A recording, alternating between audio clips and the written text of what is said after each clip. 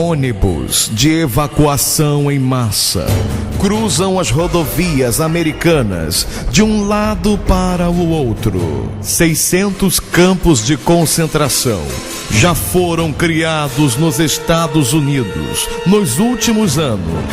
Já passam de 5 milhões de caixões comprados pelo governo e estocados em diversos estados americanos.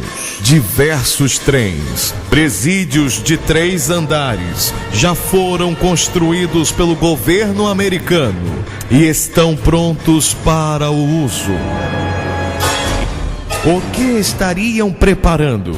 Por que simularam a destruição do Cristo Redentor em um de seus filmes, que será lançado esse mês? Prepare-se, pois não se trata de um roteiro de Hollywood. Isso é real.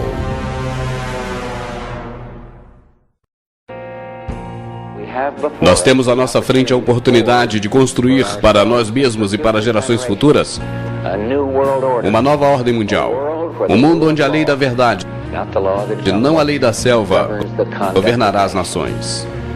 Quando atingirmos nosso objetivo, e o atingiremos, teremos uma oportunidade única com essa nova ordem mundial. Uma ordem que uma poderosa organização de Nações Unidas poderá usar seu papel de guardadora da paz para levar a cabo os objetivos dos fundadores dos Estados Unidos.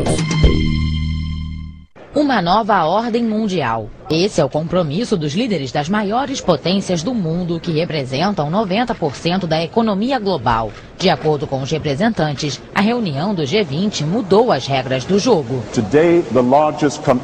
Hoje, os maiores países do mundo concordaram em um plano global de recuperação e reforma. O presidente Lula abriu o Fórum Econômico Mundial na América Latina, defendendo uma nova ordem para o mundo.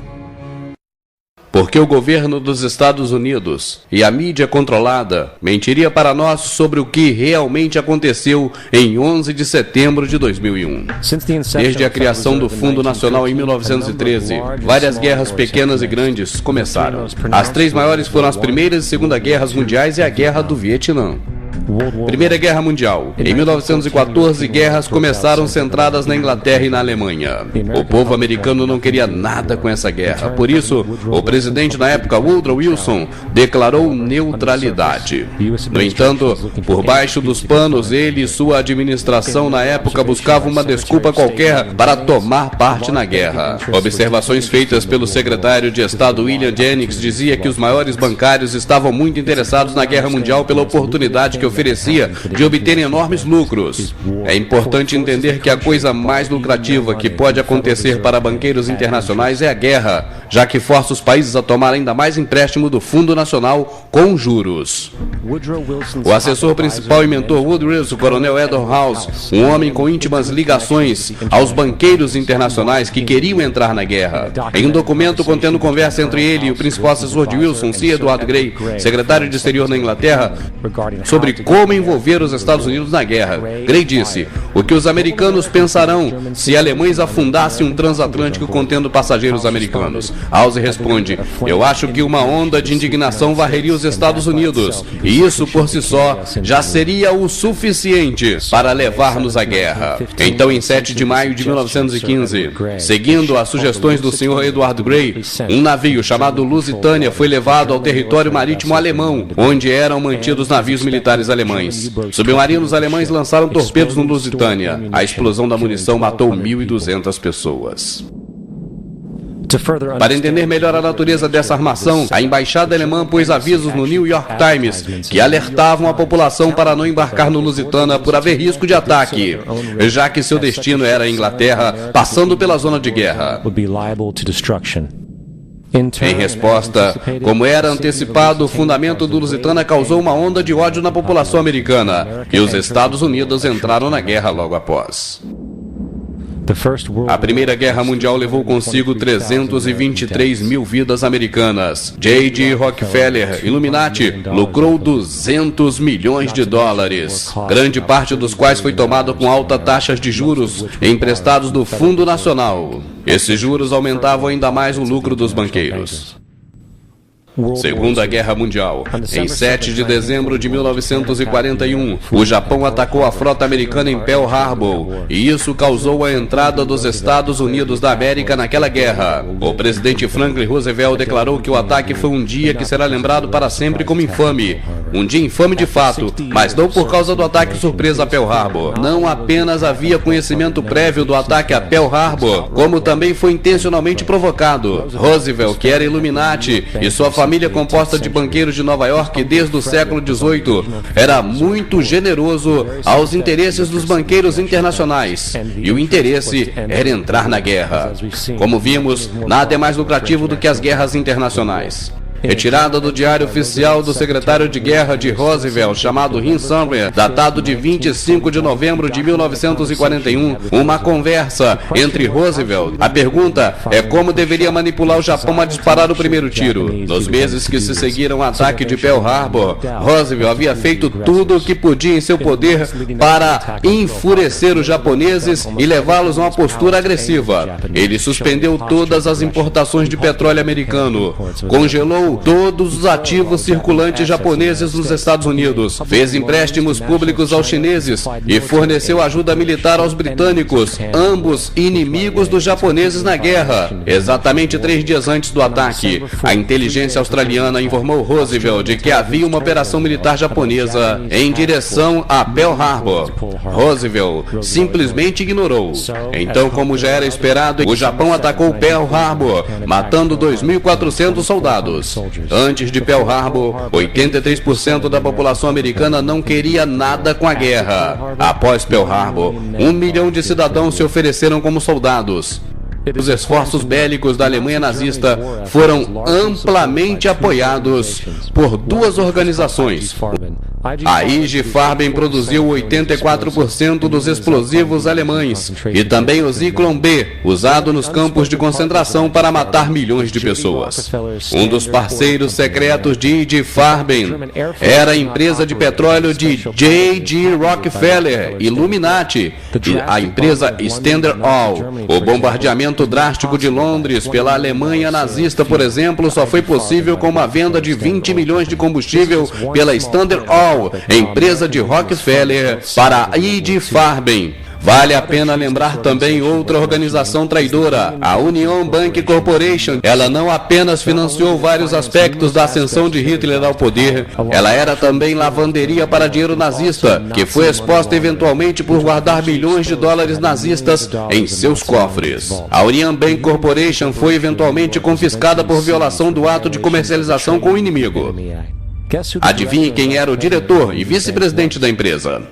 Prescott Bush, avô de W.B. Bush e pai de George Bush. Tenha em mente, além disso, considerar a moral e a posição política que desempenha a família Bush nos Estados Unidos. Vietnã. A declaração oficial da guerra contra o Vietnã feita pelos Estados Unidos veio a partir de um suposto incidente envolvendo o ataque de 2 destroyers americanos por barcos PT norte-vietnamitas no Golfo de Tonkin. Apenas isso foi o pretexto cataclísmico para a mobilização de gigantescas tropas de um enorme aparato de guerra. Um problema, no entanto, o ataque dos destroyers americanos por barcos PT vietnamitas jamais ocorreu. Foi um evento totalmente encenado para servir de desculpa para aquela guerra. O ex-secretário de Defesa Robert McNamara declarou anos depois que o incidente de Tonkin foi um erro, enquanto vários outros membros internos se pronunciavam revelando que foi tudo uma farsa. Declarada a guerra, voltemos aos negócios. O presidente Lyndon Johnson suspendeu as restrições comerciais ao bloco soviético. Por consequência, a empresa financeira de Rockefeller financiou fábricas da União Soviética, usadas para a fabricação do equipamento fornecido aos vietnamitas. No entanto, o financiamento de ambos os lados deste conflito é apenas um lado da moeda. Em 1985, as regras de ação na Guerra do Vietnã foram classificadas como segredo. Declarava o que era e que não era permitido fazer às tropas americanas. Incluía absurdos como o sistema antiaéreo de mísseis vietnamita não poderia ser bombardeado até até que esteja em total operação. Alvos estratégicos críticos só poderiam ser atacados com a devida autorização feita por militares da alta patente. Fora a imposição dessas absurdas limitações, os vietnamitas foram informados sobre essas restrições e, portanto, poderiam basear estratégias inteiras nas limitações das tropas americanas. Foi por isso que a guerra durou tanto tempo. E a conclusão é essa: os Estados Unidos nunca quis ganhar a guerra do Vietnã, apenas mantê-la viva. Essa guerra, por lucros, resultou na morte de 58 mil americanos e 3 milhões de vietnamitas. Então, onde estamos agora? 11 de setembro de 2001 foi o gatilho para pôr em prática rapidamente os planos da elite. Foi um pretexto encenado para a guerra, assim como foi feito com o afundamento do Lusitana, Pearl Harbor e a mentira do Golfo de Tonkin. Na verdade, se 11 de setembro o World Trade Center não tivesse sido planejado, seria uma exceção à regra. Foi usado para se dar início a 2 guerras não provocadas e ilegais contra o Iraque e o Afeganistão. No entanto, 11 de setembro foi um pretexto para uma outra guerra, a guerra contra o cidadão americano. São todos, na verdade, um plano totalmente forjado para destruir as liberdades civis do cidadão americano e limitar a sua habilidade de contra-ataque. Se você contar uma mentira absurda e ficar repetindo-a, as pessoas eventualmente acreditarão. Isso foi dito por Joseph Goebbels.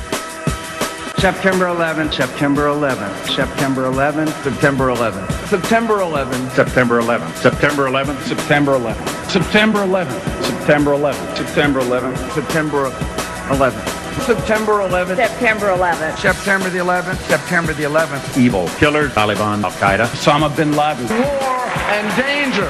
Weapons of mass destruction. Terror, terror, terror, terror, terror, terrorism, terrorism, terrorism, terrorism, terrorism, terrorism, terrorism, terrorism, terrorism, terrorism, terrorism, terrorism, terrorism, terrorism, terrorism, global terrorism, global terrorism, world terrorism, global terrorism, global terrorism, global terrorism, global terrorism, the terrorists, terrorists, terrorists, terrorists, terrorists, terrorists, terrorists, terrorists, terrorists, terrorists, terrorists, terrorists, terrorists, terrorists, terrorists, terrorists, terrorists, terrorists, the evil terrorists. Terrorismo. As palavras são repetidas de forma hipnótica. Terrorismo, terroristas, ameaça terrorista. E é claro, achamos que tem uma conexão com a Al-Qaeda, mas é a tão chamada guerra ao terrorismo que é esfregada em nossos rostos a toda hora como foco inescapável da nossa existência. One day our grandchildren will look back on this time and ask, how was the war on terror won? The entire U.S. ruling class, ruling elite, comes to see terrorism as the preferred means, indeed the only means, to provide social cohesion, to provide an enemy image for the society to keep it together. According to neocon theory from Carl Schmitt, you have to have an enemy image in order to have a society. It's a very dangerous thing, because now it means that the entire social order, the political parties, intellectual life, politics in general, all based on a monstrous myth. Monstrous myth. So there was no network? No. No. Probably not. We invented it. Invention's too strong a term. I think we projected it. We projected our own worst fears, and that what we see is a fantasy that's being created. Al-Qaeda is a global network with global reach. To target a deadly web of terror.